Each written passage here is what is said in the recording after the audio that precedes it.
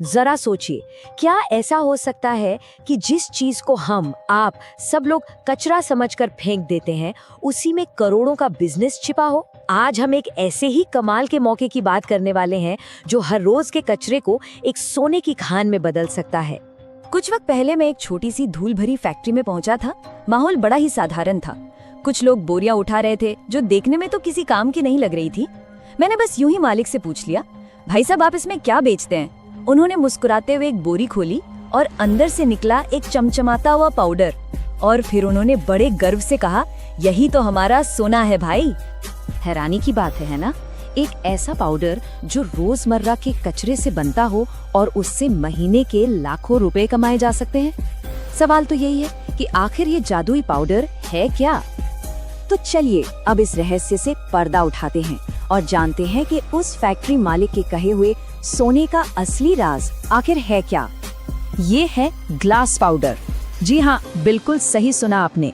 वही टूटा हुआ कांच जिसे हम आप बेकार समझकर फेंक देते हैं, उसी को प्रोसेस करके इंडस्ट्री का एक बहुत ही कीमती कच्चा माल तैयार किया जाता है। तो अब जब राज खुल ही चुका है तो सवाल ये उठता है कि ये कचरा आखिर कितना कीमती है। चलिए सीधे इसके बाजार की तरफ चलते हैं और देखते हैं। जरा इस आंकड़े पर गौर कीजिए, 700 करोड़ रुपए। ये सिर्फ पिछले साल भारत में ग्लास पाउडर का मार्केट साइज था। इससे अंदाजा लगाया जा सकता है कि ये मौका कितना कितना बड़ा है। और इसे खरीदने वाले कौन है? अरे लिस्ट तो बहुत लंबी है। टाइल बनाने वाली बड़ी बड़ी फैक्ट्रियों से लेकर पेंट इंडस्ट्री तक, सड़कें बनाने वाली कंस्ट्रक्शन कंपनियों से लेकर सैंड पेपर बनाने वालों तक, अरे यहाँ तक कि सजावटी सामानों में भी इसका इस्तेमाल होता है। इसकी जरूरत लगभग हर बड़ी इंडस्ट्री को है। और अब आती है सबसे दिलचस्प बात जो इस बिजनेस को एक शानदार मौका बनाती है। देखिए, मार्केट में डिमांड तो जबरदस्त है, लेकिन सप्लाई वो ना के बराबर है। हमारे देश में इसे बनाने वाली छोटी फैक्ट्रियां बहुत ही कम हैं। नतीजा, ज्यादातर कंपनियां इसे चीन से इंपोर्ट करने पर मजबूर हैं। मतलब साफ है, यहाँ एक बहुत बड़ा मार्केट गैप है जिसे भरने का एक सुनहरा मौका है। तो अगर मौका इतना बड़ा है तो सवाल उठता है कि इसे बनाया कैसे जाए। चलिए इस पूरी मैन्युफैक्चरिंग प्रक्रिया को 5 आसान से स्टेप्स में समझते हैं। सुनने में ये प्रोसेस शायद थोड़ा टेक्निकल लगे, लेकिन है बहुत सीधा सा। सबसे पहले कबाड़ी वालों से बेकार कांच इकट्ठा किया जाता है, जिसकी कीमत लगभग कुछ भी नहीं होती, 2-3 रुपए किलो। फिर इसे अच्छी तरह धोकर सुखाया जाता है ताकि कोई गंदगी न रहे। इसके बाद एक मशीन इसे छोटे छोटे दानों में तोड़ देती है और फिर एक बॉल मिल उसे एकदम महीन पाउडर में पीस देती है। बस आखिर में इसे बोरियों में पैक कीजिए और आपका माल बिकने के लिए तैयार है। ठीक है, प्रोसेस समझ में आ गया। अब आते हैं उस सवाल पर जिसका हम सबको इंतजार रहता है, पैसा। इसमें निवेश कितना लगेगा और मुनाफा कितना होगा?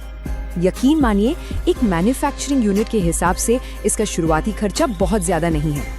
मशीनरी और पूरा सेटअप मिलाकर आपको करीब 4 से 5 लाख रुपए लग जाएंगे। ये एक ऐसा आंकड़ा है जो इस बिजनेस को कई लोगों की पहुंच में ले आता है।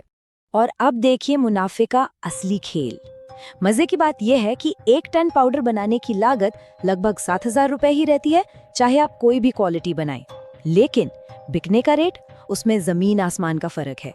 लो ग्रेड पाउडर जहां 14,000 तक बिकता है, वहीं मीडियम ग्रेड 28,000 तक। और अगर आपने प्रीमियम क्वालिटी बना ली तो कीमतें लाखों में पहुंच सकती हैं। इस चार्ट से तस्वीर और भी साफ हो जाती है। ये सिर्फ मीडियम ग्रेड का हिसाब है।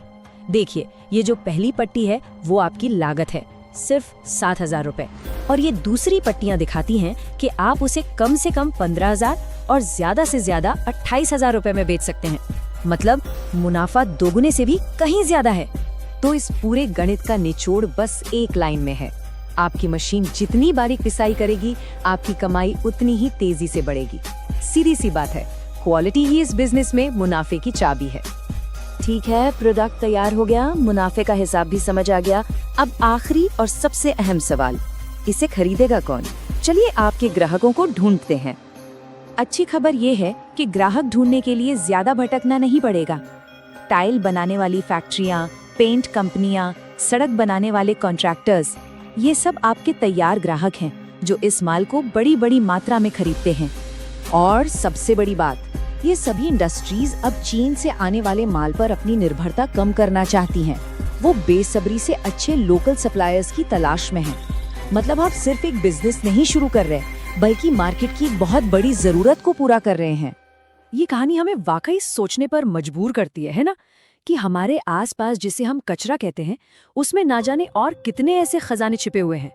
शायद अब अगली बार कुछ भी फेंकने से पहले हम उसमें छिपा हुआ अवसर देखने की कोशिश जरूर करेंगे।